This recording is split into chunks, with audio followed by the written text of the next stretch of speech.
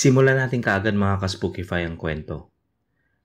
So maaga pa lang naganda kami sa aming dadalhin sa isang beach resort sa Lanao del Norte. Birthday kasi ng mama ni partner at ng buddy at ni Tina. So tinext din yung isa nilang kapatid na nasa Iligan City nagtatrabaho na si Des, asawa niya si Moy.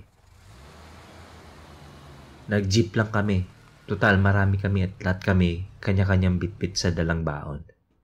Si buddy, priority talaga niya ang mga alak.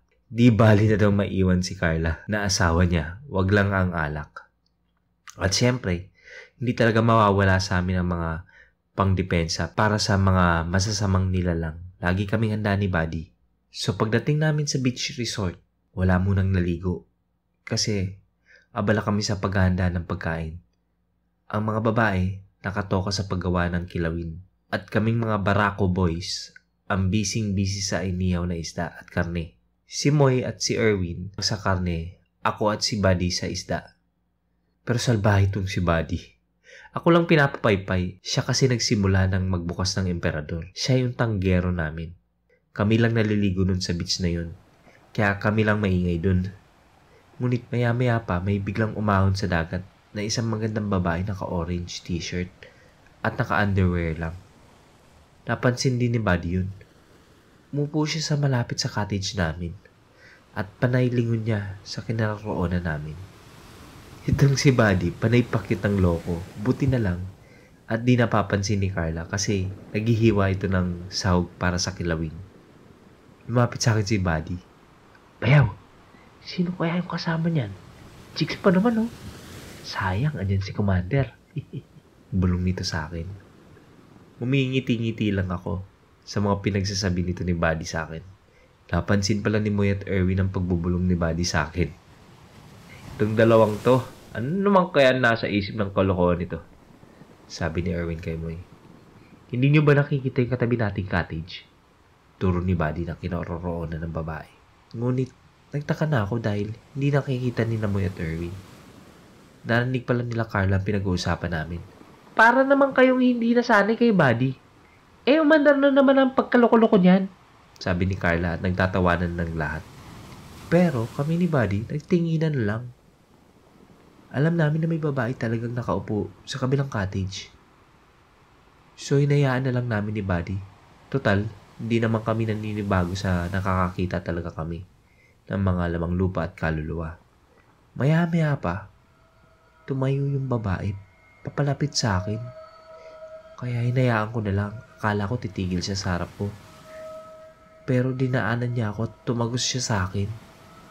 Nalamig ang pakiramdam ko nun. Nakita ni Buddy yun. Bakit ikaw dinaanan yan? Dapat ako din! Biro ni Buddy sa akin. Para akong lalagnatin, Buddy. Nilalamig ako. Pabulong ko na sinabi kay Buddy. Tinignan namin ni Buddy yung misteryosang babae. May itunuturo siya sa dagat. Aba, iba na yan bayaw. Baka lulunurin niya tayo. Sabi ni Buddy. Moy, pakitingnan mo muna tong inihaw namin ni Buddy ha. Ligo muna ako para kasi akong lalagnatin. Yung dagat ay pwede ka maligo kung pakiramdam mong lalagnatin ka. Gamot yan para mapalabas ang pawis mo. So, agad akong pumunta sa dagat at nagtampisaw. Sumunod sa akin si Buddy. Yung babae naman, nawawala. Kaya palingon-lingon kami ni Buddy kung nasan ito. Dahil di naman ito mahanap, patuloy kami sa pagligo. Lumalangoy ako nang biglang may nasagi ako. Akala ko si Buddy pero nagulat ako sa aking natuklasan. Isang katawan na lumulutang sa tubig na hindi gumagalaw. Kaya tinawag ko si Buddy kagad. Uy, ano yan? Si Reyna? Talaga tong si Buddy, umihiral ang pagkaloko-loko. Patay yata, Buddy. Tulungan mo ako, hilahin natin papuntang gilid. At hinila namin ni Buddy ang katawan na wala ng buhay sa dalampasigan. Nakita ng mga kasama namin ang hila-hila namin ni Buddy. Kaya napatakbo sila lahat sa amin. Yung nakita namin misteryosang babae na naka-orange t-shirt at naka-underwear lang, siya ang mangkay na nakita namin palutang-lutang. Lumobo na ang tiyan nito. Tingin namin 24 oras nang nalunod dito. Kaya tinawag namin ang may-ari ng beach resort at sila na rin ang tumawag ng mga pulis at soko. At dahil wala namang sugat sa katawan nito, sadyang nalunod talaga ito. Halos 1 oras bago dumating ang mga kaanak nito at sinabi nila na kahapon pa daw talaga ito nawawala. At doon pa daw ito nawala sa ibang barangay na resort. May sakit daw talaga itong epilepsy. At yun ang narinig naming kwento sa kaanak ng dumating. Marami daw silang nakasakay sa isang salbabida nang bigla daw itong tumaob dahil sa malaking alon ang umampas sa kanila. Tumingin-tingin ako sa paligid at nakita ko ulit ang kaluluwa ng babae. Maganda pala talaga siya. Ngumiti lang ito.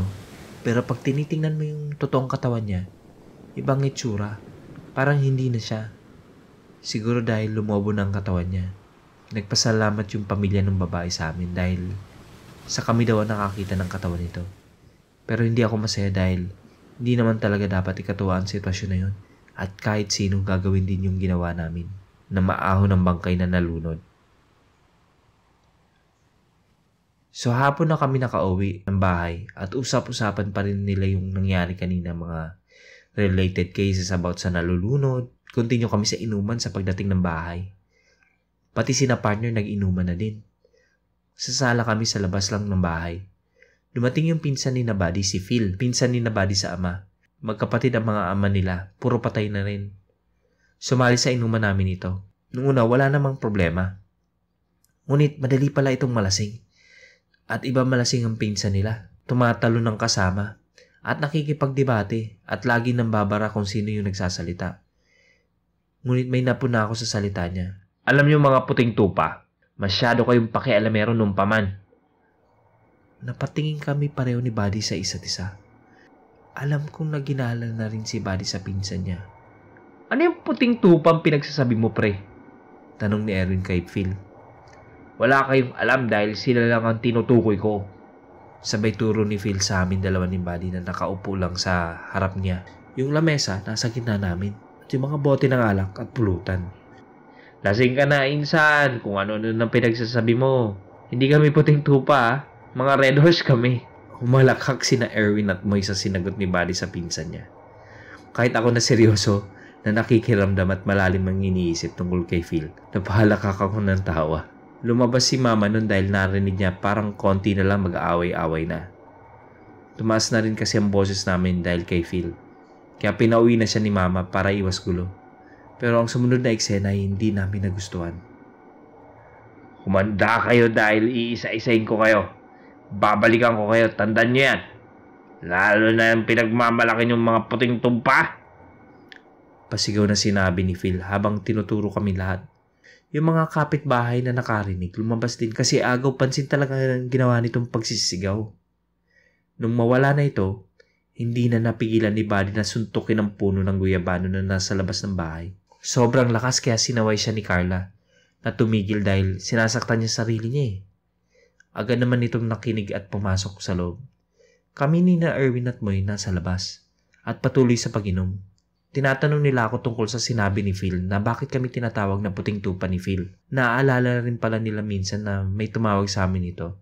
Yung nating binatilyo na parang siraulo na pumasok sa bahay. Nahirapan akong sagutin sila Moy at Erwin. Gustuin ko man sabihin ang katotohanan sa kanila pero baka hindi sila maniwala.